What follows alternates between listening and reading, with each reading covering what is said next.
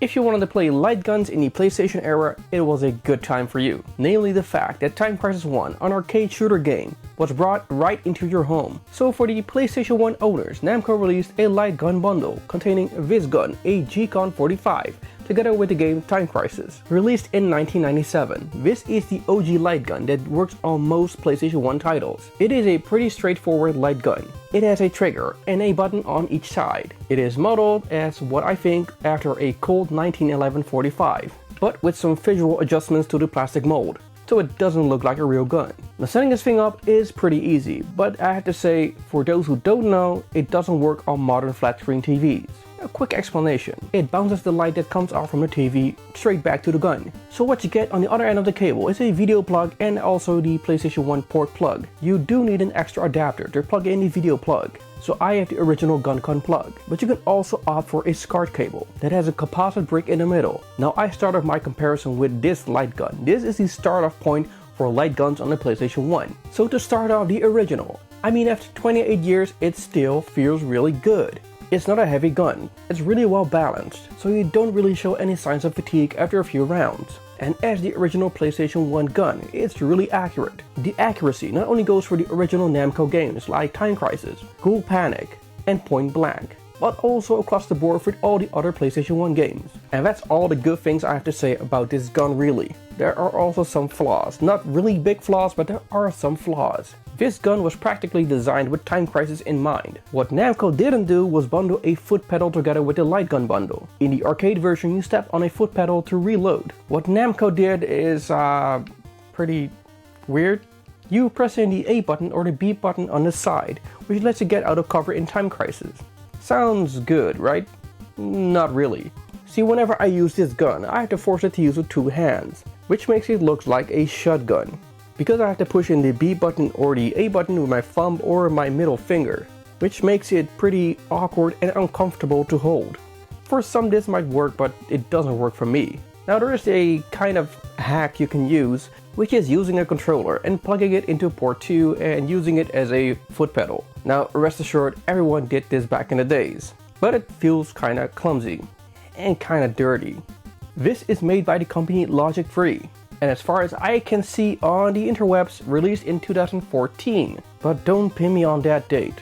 This is modeled after a real gun, the P99. Luckily, it's just a hunk of plastic, which has a lot of buttons and configurations. First of all, this can be used as a Guncon gun, but also as a PlayStation 1 gun. For PlayStation 1 light gun games that don't need the Guncon function. It has two buttons on the side as well, but a shitload of options as well. As explained, you can use the Guncon mode or the PlayStation 1 mode, but also auto fire, the speed of reloading, machine gun, auto fire, and normal fire. There is also a third button on the left side, which resembles the safety lock mechanism on a real P99.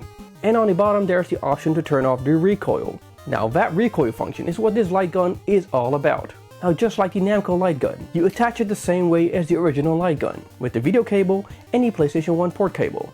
One thing that's a bit of a hassle with these light guns is if you want to navigate through menus. You have to unplug the PlayStation light gun port first, insert the controller in the port back again, and then plug in the light gun port for the second time. But is the P99 just as accurate as the Namco one?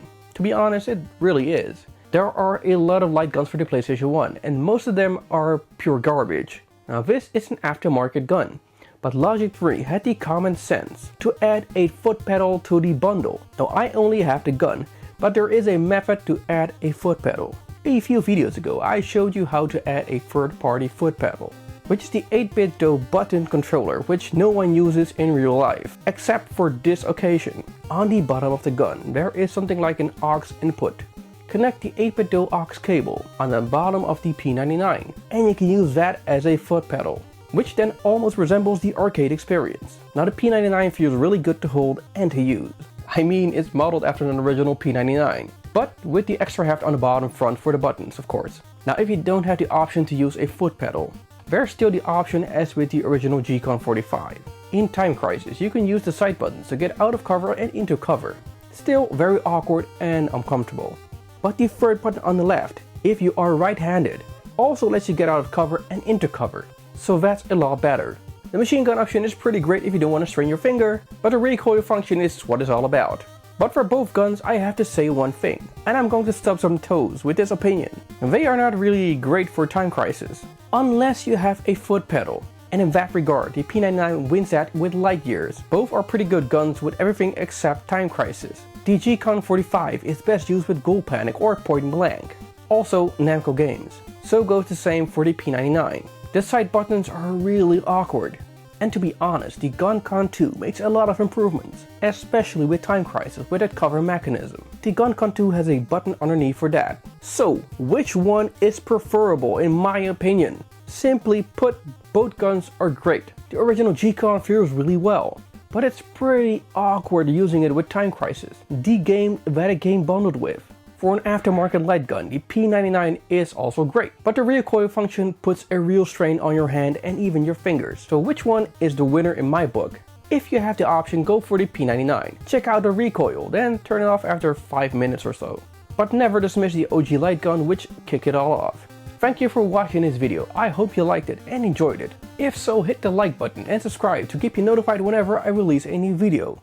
And I'll see you on the next one.